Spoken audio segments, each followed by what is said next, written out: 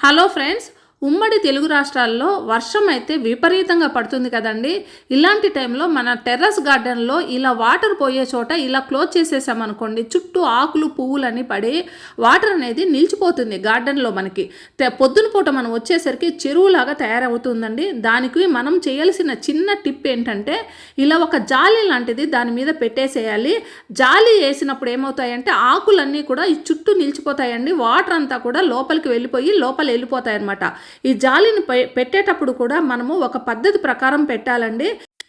ఏ విధంగా అంటే, దీన్ని పూర్తిగా క్లోజ్ చేయకూడదండి. కొద్దిగా పక్కకుంచి దానిపైన మనం ఇలాంటి జాలీని పెడితే మొత్తం వాటర్ అంతా కొట్టుకొని వెళ్ళిపోతుంది. ఇంకా ఆకులన్నీ తీసేసి మనం కంపోస్ట్లో యూజ్ చేసుకోవచ్చు.